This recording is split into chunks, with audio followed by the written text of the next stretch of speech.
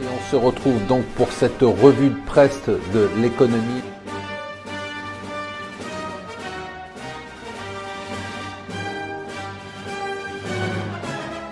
Bonjour et bienvenue sur Mon Financier pour la revue de presse de l'écho. Nous sommes le mercredi 12 avril et enfin, alors je ne sais pas combien de temps ça va durer, mais on a un peu de volatilité sur les marchés. La volatilité, vous vous rappelez cet indice de nervosité des marchés qui était vraiment au tapis depuis des semaines, a rebondi un peu, c'est assez étonnant.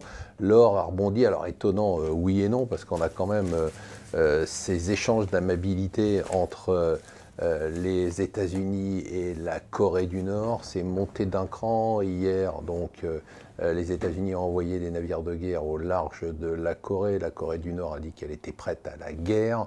La Chine fait de son mieux pour éviter bien évidemment l'affrontement. Mais tout ça, ça a rendu un peu nerveux les marchés. De l'autre côté, il y a cette tension. Alors moi, je pense que c'est un jeu de rôle entre les États-Unis et la Russie sur la Syrie. Mais en fait, ça inquiète quand même un tout petit peu. Ça a fait monter le pétrole, ça fait monter l'or. Surtout qui est retourné au-dessus de 1270. Donc un peu de nervosité sur les marchés, il n'y a pas de décrochage majeur, les indices avaient un peu baissé et puis ils ont rebondi un peu comme d'habitude.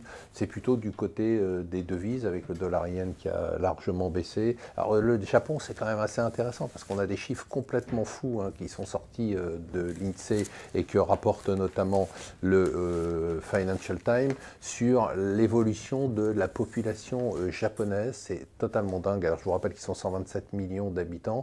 La population va baisser de 30% d'ici 50 ans, de 60% d'ici 100 ans. Alors ils sont dans une situation qui est tout simplement unique, ils n'ont pas de chômeurs.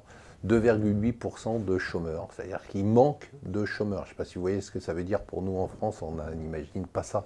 On manque de chômeurs, le 2,8% c'est le taux de friction, c'est-à-dire ce sont les gens qui sont entre deux jobs, souvent volontairement. Et voilà la situation dans laquelle se retrouve le Japon, une situation qui est totalement inédite dans un pays développé, c'est assez passionnant. Toujours passionnant l'impact de la démographie sur l'économie, passionnant aussi l'impact de la fiscalité. Alors ça y est, c'est officiel. La France est championne du monde de la fiscalité des ménages dans l'OCDE. On est le pays dans lequel les ménages sont le plus fiscalisés au monde.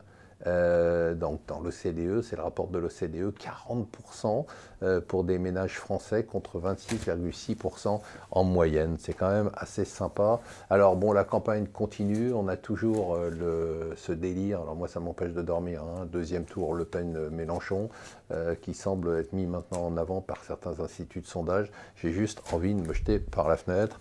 Alors heureusement, on a Emmanuel Macron qui nous explique que c'est un guerrier. Moi je suis un guerrier, nous dit-il. Et enfin, pour terminer sur la vie des entreprises, on a deux événements aujourd'hui. On a Toshiba, quand même. Toshiba, c'est un monstre au Japon.